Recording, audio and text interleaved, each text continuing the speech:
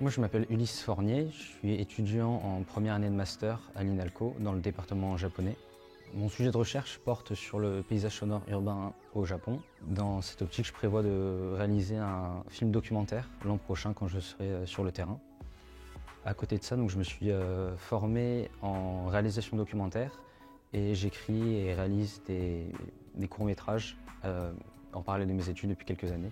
Je suis Anne Viguier, je suis enseignant-chercheur à l'INALCO, au département Asie du Sud Himalaya, et je suis historienne spécialiste de l'Inde contemporaine. Je m'appelle Enzo Labetoul, je suis en double master de philosophie et de chinois. Je suis Sonia, chargée de communication digitale à l'INALCO.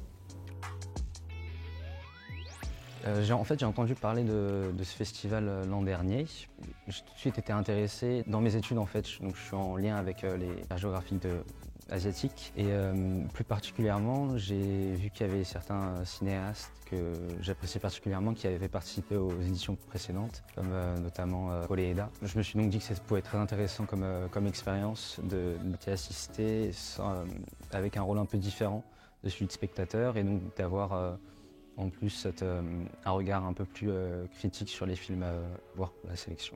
Je crois que je peux distinguer peut-être 3 motivations. La première, ça a été vraiment quand j'ai appris les thématiques et les regards qui sont proposés cette année, notamment le regard sur le cinéma du Kerala qui m'intéresse beaucoup, et puis la thématique de l'engagement aussi, et puis la rétrospective sur les 30 ans, donc un regard un peu historien finalement, par le cinéma. Ça m'intéresse beaucoup. Ensuite, il se trouve que je m'occupe d'un cycle de projection débat pour le département Asie du Sud Himalaya.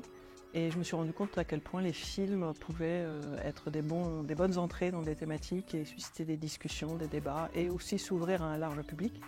Puis la troisième chose, c'est que j'aime beaucoup le cinéma et j'aime particulièrement le cinéma asiatique et pas seulement du tout le cinéma indien, le cinéma japonais, coréen, philippin, enfin, etc. Donc je suis ravie de pouvoir voir tous ces films et aussi de partager avec le jury nos avis et de réfléchir ensemble.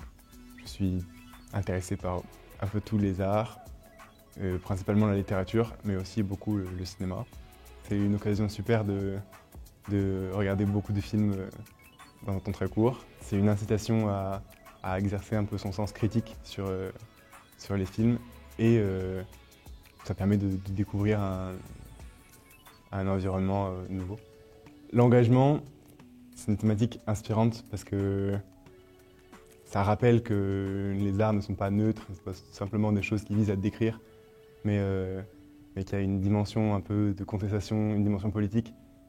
Et donc ça, c'est quelque chose qui me touche parce que je pense sincèrement que c'est un médium à travers lequel on peut changer la société ou arriver à construire un monde meilleur. Et j'aime aussi beaucoup la thématique sur Taïwan, puisque c'est un pays dans lequel je suis allé et j'ai vécu.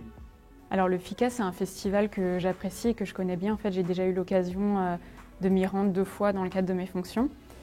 Et cette année, ce sera en tant que membre du jury INALCO, donc ce sera vraiment une nouvelle expérience qui sera sûrement très intéressante et je serai vraiment au cœur du festival. Il y a la rétrospective sur le cinéma taïwanais qui m'intrigue. En fait, c'est un cinéma que je ne connais pas du tout. Et je trouve que le FICA, c'est le lieu parfait pour se forger une culture cinématographique étrangère et voir des films contemporains, mais aussi plus anciens, qui ne sont pas toujours accessibles en France.